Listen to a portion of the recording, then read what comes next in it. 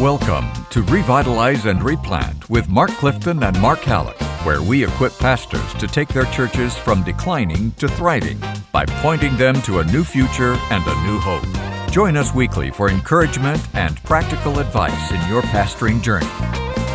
Welcome back to Revitalize and Replant. I say welcome back because we assume that you come back, every once in a while. It may be your first time Maybe here. your first timers. Yeah. Maybe everyone is a first timer. We want to welcome first-time guests. If you're here, would you please stand? Stand, yeah.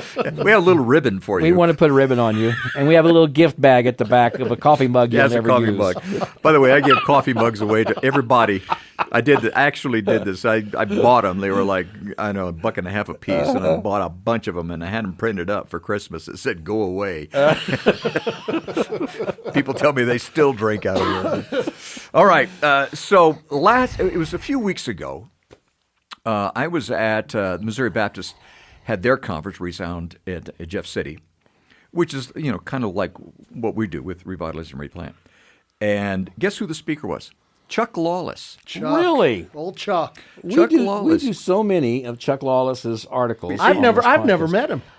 You would know him on the street. I want him. Even after you met him, you wouldn't know him on the street. He's a hero I've never met. I'll tell you what, he's a brilliant writer, right? Yeah. And so I went up after the conference and I said, "Hey, Mark Clifton and Mark Hallock, we've taken your name in vain often in the podcast." And he looked at me like, "Who are you?" Yeah.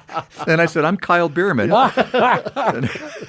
and so, no, he thanked us for and was grateful that we were able to use his material. Well, we want to get his material out there. Yeah, he's a good guy. He's obviously connected to Southeastern Seminary, and he's a treasure to Southern Baptist and to pastors, and he loves pastors. Amen. And if Lawless isn't one of those guys you go to on a regular basis, read his blogs and all, you're missing it. Yeah, absolutely. If you like this podcast, and a lot of you do, apparently, you'll love Lawless's blogs because we use them a lot. Yep. And we're going to use one today, right? Exactly, we are. And by the way, you mentioned that, and maybe that we can put a link to his blog too. I guess it's legal to do that, sure. is it? Yeah, we always do. Whether it's legal or not. That's right. So today we're going to talk about something that every pastor should be, if they're not dealing with this, should be dealing with this. Some of you are dealing with this, and Dr. Lawless has written an article called 12 Ways to Confront Someone in Sin. I don't know that we'll get to all 12 here in a 20-minute podcast, but we can talk about some of these, and because it is so critical, I believe, as a shepherd, that you confront the wayward sheep, right? Well, we don't do a very good job of that in our Southern Baptist life. I've always said, and it's easy for me to say it because I'm not serving as a pastor right now, there isn't any problem in your church that couldn't be solved with biblical, redemptive, restorative church discipline. But we don't know how to do that, or we don't have the consensus of the church to do that. If you don't have the consensus of your church, you can't affect church discipline. But so what we do is we just tend to ignore the sin and hope that it'll go away or take care of itself or the person will change. Somebody else will deal with it. Or we browbeat it from the pulpit. Or we browbeat it from the pulpit. But if you got a church member, you got a church leader, you got a deacon, that's really habitually living in a state of sinful disobedience in some way. Let's just call it. Let's say you got a deacon in your church who constantly belittles his wife in front of people. Mm-hmm. Okay? And everybody just kind of comes to accept it, and she's kind of come to accept it, but it's really, that's a habitual sin. Yeah. Now, do you want to get mixed up in that, or do you just want to, it's been that way, he's been doing that for decades, and, you got enough on your plate? Yeah, just let it be. Just let it be. Yeah. That kind of thing. Mm-hmm. So how do you confront people who have some sort of habitual sin in your congregation? And again, one of the main things sometimes we do is we just don't confront them. Yeah. Some pastors, none of us like confrontation. Yeah. So go for it, Hallock. What's he saying, number one? Okay, so number one is biblically. The scriptures give us guidance in confronting others, right? And ignoring the word is never a wise move. So when we confront someone, we want to be biblical. Obviously, we think of Matthew 18 and going to that brother, first by yourself. If depending on how they respond, to bring someone else with you, and then to bring it to the church. But we want to be. This is biblical, okay? God has given us instruction, and it's for the sake of seeing redemption and seeing reconciliation and helping. It's a loving thing to do. It's not loving as a parent to never discipline your kids. And we can't say that we really value the Scripture and we believe in the fidelity of Scripture and we're a church that preaches and loves the Bible if we ignore sin. Right. Because the Bible does not. The Bible makes it clear. The New Oh, Testament say that makes it- again. That's a great. Yeah, well, we great point. can't say that we are a church that loves the Bible, preaches the Bible, we'll take a stand for the Bible, we'll die for the Bible, we believe it from Genesis to the map in the back. You can't say that and then not take a stand against sin. That's right. The New Testament's very clear that we are in covenant relationship with one another in a local church in order to equip one another and to hold each other accountable. That's right. And you just look at Paul. When Paul's writing the book of Philippians, a joyful book, a happy. I mean, that's what we talk about. We talk about Philippians, right? It's all joy, Yep, right? yep. Except near the end, where he calls out two ladies by name. That's right. And I would call their names, but I can't pronounce them. And I don't think anybody else can either. We all just make it up. But there are two ladies near the end of that book where he, you can imagine they're all sitting around and Paul's reading this letter. No, it's just great joy, and you can do all things through Christ, and don't worry about anything, pray about everything, and tell God your needs. Sure. And don't forget to thank Him for His answers. By the way, that's the Living Bible. Yeah, I was going to say. I memorized that in high school, Philippians 4:10 in the Living Bible. But then he says, "Okay, now you two ladies," and he names them by name. Basically, this is another. This is my own interpretation, my paraphrase. These two ladies, you two ladies, you're arguing and fussing, and it's a problem, and you got to stop it. Now, again, it's not a theological issue, or Paul would have taken a stand on it. It's not like one of them was sinning and teaching false doctrine. He would have said that. He doesn't take a stand on either one of them. They're just fussing. And he says, you can't do that. Yeah. And then he says, the reason you can't do that is because you are important. And you've been good partners with me. And then he says to the church, and church, you make sure they don't do that, because unity matters. Okay, Paul doesn't ignore a sin. That's right. And again, it's not a blatant sin. It's not there's something theologically they're doing wrong, because he'll call that out. Yeah. It's just these two people are arguing. And he's just saying, you can't do that. It needs to be addressed. It needs to be addressed. And we don't address it. I understand why we don't. But biblically, we must. Yes, that's and that's right. what he's talking about. So biblically, we address it biblically. Number two, and this is really important, we address it prayerfully. Prayerfully. We need God's help and guidance whenever we're speaking in someone else's life. I mean, this is why, I think of James, who says, be slow to speak, right? And quick to listen. I think if we try to confront someone in their sin and we have not prayed about that, if we're not walking into that conversation prayerfully, dependent on the Spirit, man, we can do a lot of damage. we can do a confront lot him in of- our flesh. That's right. And that's an ugly thing I every mean, time. sometimes we can confront them because their sin is impacting on our ministry, and we don't like that. It makes us look bad as a pastor, and we can couch it in other terms. But if we don't come to them with a prayerful heart, I've been privileged to spend so much time with Richard Blackaby in the last 5 or 6 years, and before that, I did spend some time with Henry. We were neighbors together in Atlanta and worked together at the Home Mission Board. But I certainly have gotten to know Richard a lot better and a lot closer. And Richard constantly tells me people would come up to his dad and we'd begin a conversation with him, and his dad would immediately sometimes call out an obvious fault in this person's life just from what he said, an obvious sin. Yeah. Brother, you shouldn't be thinking that, or that's not the way to approach this. And sometimes it would be a life changing experience for the person who heard it. And Richard knows this because people come to Richard all the time, and he'll tell you this. I had one conversation with your dad. He really exposed something in my life, and it's never been the same since. So, Richard, why did that happen? And it's because Henry spent so much time in prayer and was so intimate with Christ that when someone came up, he was really, truly, I'm really speaking, I think, in that mindset. And you look at how much little time we spend in prayer. Yeah. So a lot of what we do is really just in our flesh. And I again, not just to sing his praises, but back years ago, he and I were speaking at a conference together, Henry and I, and we were sharing the same condo in California, Colorado, out here somewhere in Park City or someplace. And so 4:30 in the morning, I hear somebody in the kitchen, and I figure, well, he's in there getting coffee or whatever, and I went back to sleep. The next morning, 4:30 in the morning, so I get up, and he's up and he's dressed. He's sitting at the kitchen table, and he's got his Bible. Wow. So from 4:30 to, I don't know, 6, maybe, Richard prayer in the Henry Word. Blackaby wrote Experiencing God, wrote a Bible, wrote a study Bible. And what do?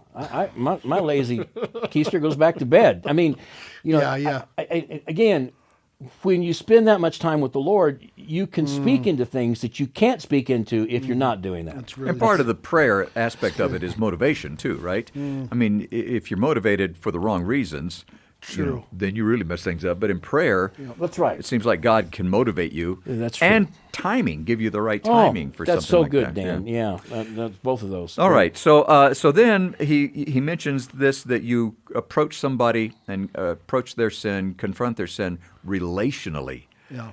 That's critical, and it's certainly part of what we talk about here. Well, in some ways, I mean, you've got to earn the right to speak hard truth into someone's life. True. That is so true. And I think some of us like the idea of speaking hard truth, but we don't have the relational connection. That the goal, and let's be honest, the goal should be that the individual on the other side will receive what we say and be changed by that, right? Like what you just said about Henry. And the only way that's going to happen, really, typically, is if they know we love them, we've established relationship, friendship. It's why we always say in this podcast, building trust with God's people is priority number one as a pastor. There's got to be a relational aspect to this. Otherwise, I mean, listen, some dude comes up to you, and you and I both have experienced this, or tries to call us out on something and confronts us, and I'm like, dude, you don't even know who I am. Exactly. Like, you know what I'm saying? Yep, so it's relational. But the relation is not based on the fact that I want to confront this sin. Correct? It's right. not. You're not building a relationship so that you can. No. sin. That's right. No, that's right. It flows out of that relationship. And with so, trust. if you're a pastor who naturally doesn't relate well to your people, hibernates away from them, doesn't engage in their life, isn't really an active shepherd, you're going to have a much harder time confronting sin. Totally. But if you're a pastor who goes hunting with these guys and golfing with these guys and you hang out with these men and you get to know them well and you spend time with your church members, they're going to hear you much differently when you say, "Hey, brother." And that's the next thing we're going to talk about. right. Not just relationally, out of your relationship you have with them, personally. Keep going. Yeah, don't text them. Yeah. And don't do... He says using our voice is important when confronting someone. Yes. An in-person meeting Yes. or phone call is better than a text or an email. That is for text sure. or an email, they don't know what your tone is. They can't see man. your eyes. They don't see your expression. They don't know how much you care for them. And don't do it in a text or an email. I got a great story on this. Oh, I'm ready. Okay. My dad pastored, and the last pastorate that he had was a little church in Virginia. New Corinth Baptist Church. I don't know what New Corinth means, but anyways. Old Corinth went away. So New Corinth Baptist Church in Kent, Virginia. New Kent, Virginia.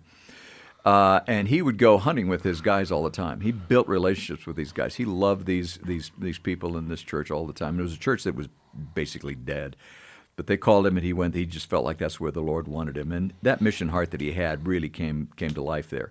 And he built relationships with these guys and went hunting with them. He was there for a few years.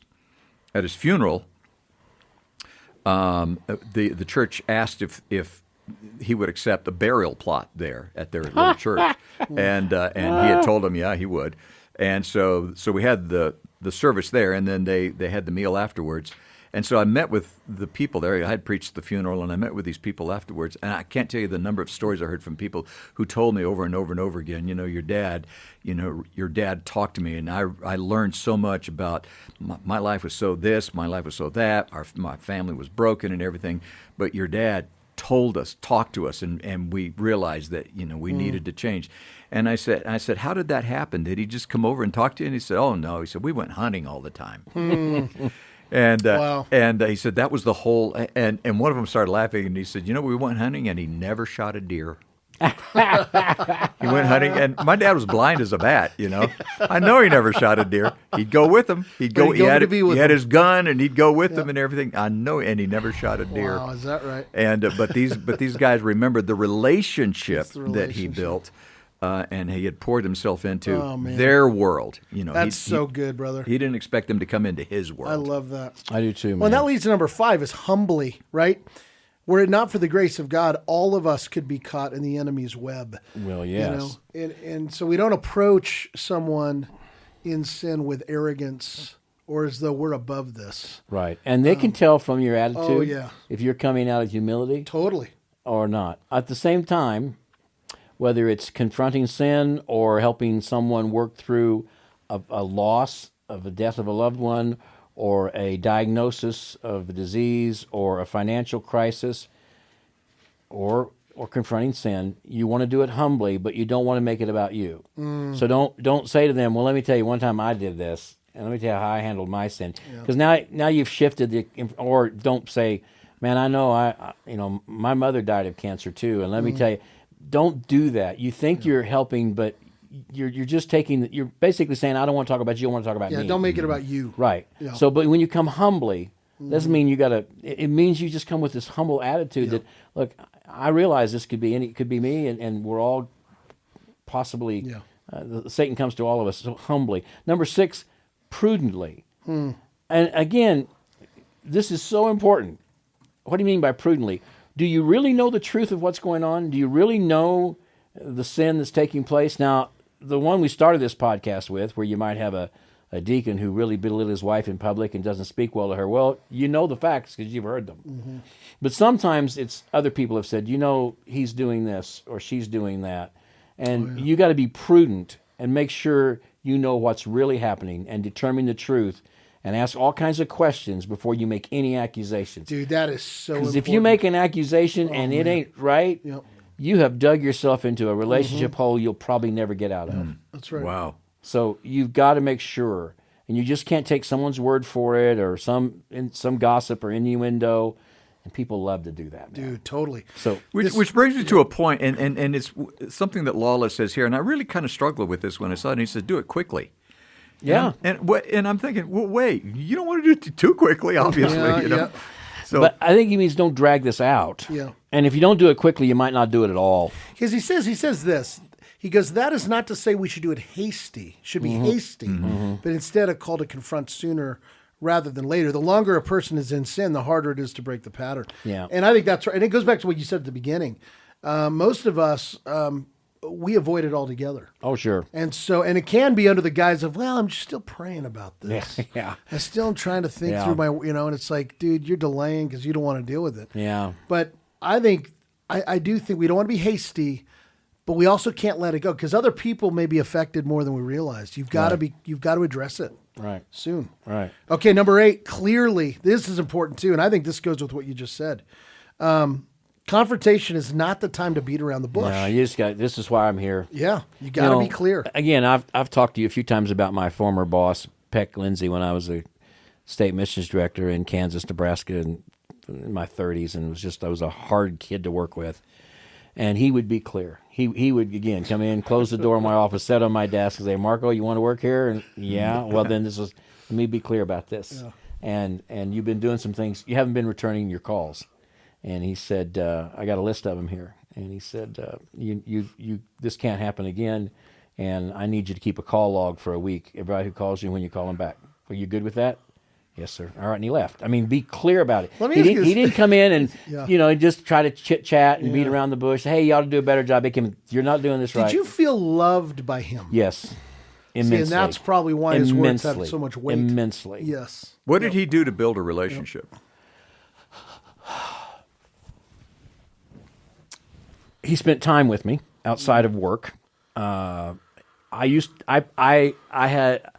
played tennis in high school for about 2.5 hours, and he loved tennis. So we would play a little bit of tennis back then. Yeah. And we would go on. He would take me. He said, I got to go to wherever. I got to go to Omaha. Why don't you get in the car and go with me? And he just spent time with me. Yeah, that's good. And then there were a couple of times, Hurst, when I really stepped in it. And I really got myself in a bind with some things. And he had my back. And he cared for me. Yeah. And I knew it. And man, when you know somebody cares for you and has your back and loves you, it's huge. They can be direct with you. Yep. And I knew he was doing it from my best. And I've said this many times. I would not be here in this role today if he hadn't straightened me out, frankly. My dad couldn't straighten me out. And, he tried. Your dad couldn't straighten you out. He tried. But certainly, pecked in. God So bring it, yeah, yeah. so yeah, that's what I'm saying. But yeah, you have to do it in that regard, and you do it clearly and directly. Clearly. You don't beat around the bush. You don't try to talk in sort of side language because you don't want to confront it. Water it down. Yeah. Dude, listen. As you know, we've been talking for quite a while here about things in our church and being husbands and wives. And man, I love you, bro, but I can't help but say I've heard you speak to your wife in some pretty harsh tones. Yeah. And man, tell me why you think that's okay. Because I really am concerned about that. I'm concerned for your marriage. I'm concerned for your testimony. Yep. I'm concerned what it says to other young men in our church who hear you do that. So I really need to hear from you at this point. I mean, just cut right to it. And he'll probably become defensive and say it's none of my business, and she doesn't mind, so why should you mind, and all that kind of stuff. Be ready for that. But the motivation, and this is the next point that Chuck brings up, and that is that it's got to be done redemptively. Yes. We're in the active work of redemption. Yes. Yep. We want to make your marriage better. We want to make you happier. We want you to be what Christ wants you to be. Well, this reminds me of, we've all experienced this, I'm sure. I had to confront a sweet older man years ago who everybody loved, but he would use humor that was funny in a previous generation, if you follow me. Oh, I know what you're talking But about. was very didn't out work of now. date and inappropriate. And he didn't know it. And so we'd be at potluck and he would drop stuff all the time. And then we would start getting new people, who didn't know his heart. And I remember a couple coming up to me and say, "Do you know how offensive his time?" And I remember having to get with him over coffee. I still remember it. And I'm just this young guy. And I love you so much. But I've got to be honest with you. You know, some of the ways you're using humor are kind of rough. And here's the thing. It was hard. The hard part about confronting him was I loved him so much. Right. And I didn't want him to be hurt. Right. Because he didn't mean anything by it. Yeah, I know. But you know what? I had to do it, and he was teachable, and he apologized, and he changed. But the redemption—that's the redemption piece of that. It's like, man, I love you too much, honestly, to not talk with you about this. Yeah. And now the flip side of that is, and I have done the very same thing, same approach, humbly in love, redemptively, and they left. And they leave. They That's do right. sometimes. Yeah. Yep. You got to be ready for that. That does happen. Yep. So. It may happen, and this little scenario we're talking about, that deacon may tell you it's none of your business. That's how I treat exactly my right. wife. That's If exactly she ain't right. got a problem with it. Why you got a problem? They stay out of my life. I bet you're not so good with your wife either. I've heard you say things to her you shouldn't say. No, I'm serious. You got to be ready for all of that. It's true. It's true. I mean, that's a possibility. it's a possibility. Yep. Yeah. So we'll run out of time here, but I do want to real quickly address these. Let's address number 10 and 11 together, because he says sorrowfully, but he also says lovingly. Yeah. You know, that certainly needs to be a motivation there, right? Grieving. I mean, if you got to confront this guy about what he's doing, he needs to see that this isn't something you're happy about. It's not something you enjoy, and you're doing it out of love for him and out of sense of sorrow that you have to do this. Yeah. You know, you don't enjoy this. It's not what you live for. You're not some drill sergeant who caught somebody not making his bed correctly and you get to work him over for it. You know, you're not like that. You're a loving shepherd and you hate to do this. But What if you're a have guy to. who's not sorrowful? What would you say to a pastor who is not what you just described? Get another job. Yeah. Don't be a pastor. Because you can abuse that power so... I hate to say it, but in my 40-some years of ministry, I've come across pastors who are not sorrowful. They sort of relish confronting sin. Makes them feel good. Makes them feel powerful. Makes them feel judgmental. Man, run from that kind of pastor as fast as you can. You want a pastor that he has to confront you in sin. It breaks his heart. Yeah. And he's sorrowful, and he loves you, and he would rather do anything else than see you go through this. And he'd rather do anything else than have to have this conversation with you. But because he loves you, he's going to. That's totally different than some guy who seems to get his kicks out of it. That's right. Yep. And if you get your kicks out of it, dude, go get another job. Exactly. First of all, make sure you're saved.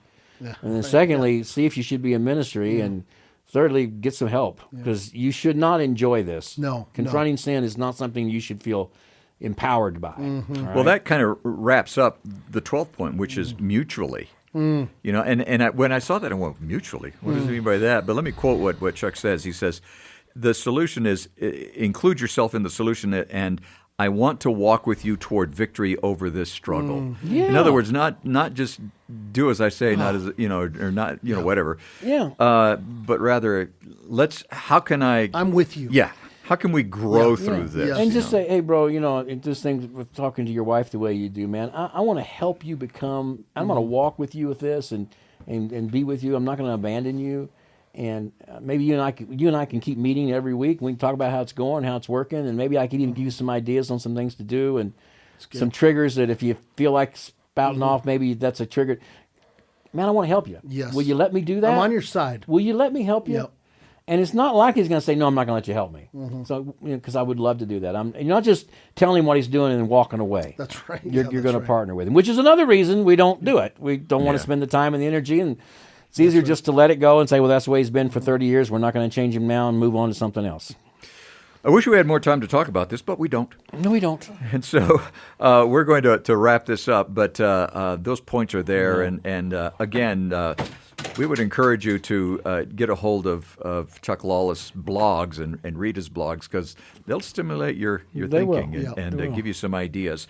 Thank you to the North American Mission Board for making it possible for us to do this a couple of times a week, every week. We're grateful to them. Thanks, by the way, Hallock, to Calvary Inglewood for hosting us and making this possible. And if we're probably gonna have to move out of here because Kyle is just I think tearing you up just the heard studio. that. He just Kyle stood up half and the things off the wall. He knocked half the things down off the wall. A cramp in your hamstring. Kyle, there's something we need to talk to you about. That's right. We'll be back. It's a sin we have to confront with Kyle. Thanks for joining us today on Revitalize and Replant. This podcast is brought to you by the North American Mission Board, where we help dying or struggling churches regain health for the glory of God and the good of their communities. If you found this conversation helpful, don't forget to subscribe to the podcast on your favorite platform. To learn more about becoming a replanting pastor or to explore resources about revitalization for your own church, visit churchreplanters.com.